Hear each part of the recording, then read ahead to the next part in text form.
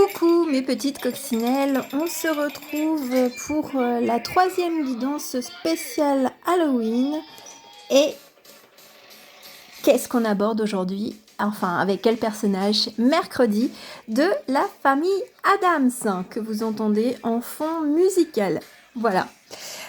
Qu'est-ce qu'on va aborder aujourd'hui? Eh bien, un conte de fées et on va dire 3 métamorphoses, 3 chemins, 3 pistes pour sortir de ce conte de fées dans lequel vous seriez peut-être plongé. Allez, on y va. En tout cas, j'espère que tout va bien pour vous, que vous avez de belles énergies et puis surtout que vous gardez vraiment le sourire s'il fait moche ou si vous avez le petit rhume, enfin bref. Alors, quel est le conte de fées qui sera pour vous? Découvrons ça aujourd'hui.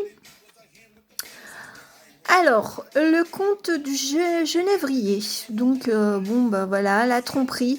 J'irai pas plus loin par rapport à l'histoire, parce qu'elle n'est pas forcément connue. Moi, ce que ça m'indique, c'est surtout avec Sappho, c'est de dire on tronche dans le vif, un peu avec son frère qui utilisait quand même la guillotine, hein, pour des blagues un petit peu d'un goût morbide. Enfin, à la sauce mercredi, à la sauce famille Addams. Donc la tromperie, donc qu'est-ce que vous avez besoin de modifier? Quelles sont les pistes qui vont vous être données au travers là, des métamorphes, justement pour faire face à peut-être des personnes qui ne vous disent pas forcément la vérité, ou que vous ne voyez pas la vérité, que vous ne voulez pas voir la vérité, et que donc vous faites un peu l'autruche et vous vous enfermez un petit peu dans des rêveries qui ne sont pas celles que vous devriez voir. Voilà. Donc là, elle est intransigeante, notre petite jeune fille. Là, elle se dit non, je vais plus me laisser faire. Allez, 3 solutions. 1, 2, 3, vous choisissez. Pendant ce temps-là, moi, je bats les cartes. Une.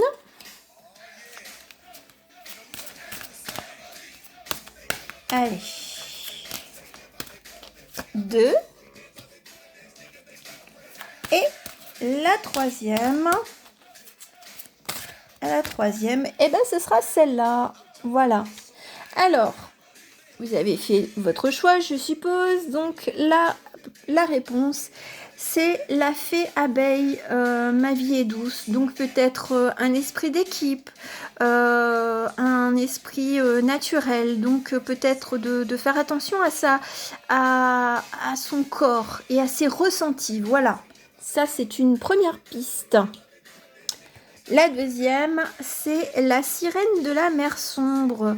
Des solutions dans les lieux sombres et inconnus. Donc peut-être faire une introspection et pour trouver justement les solutions et de ne pas retomber dans le piège du passé, justement en faisant confiance aveuglément. Voilà, donc là, c'est peut-être dans le noir que vous trouverez la lumière, la solution pour faire face aux tromperies.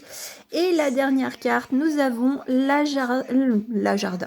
jardin de la fée dragon, donc naissance d'un nouveau monde, donc peut-être de nouveaux amis, de nouvelles personnes qui justement vous apporteront des éclaircissements par rapport à d'autres personnes que vous pensiez honnêtes.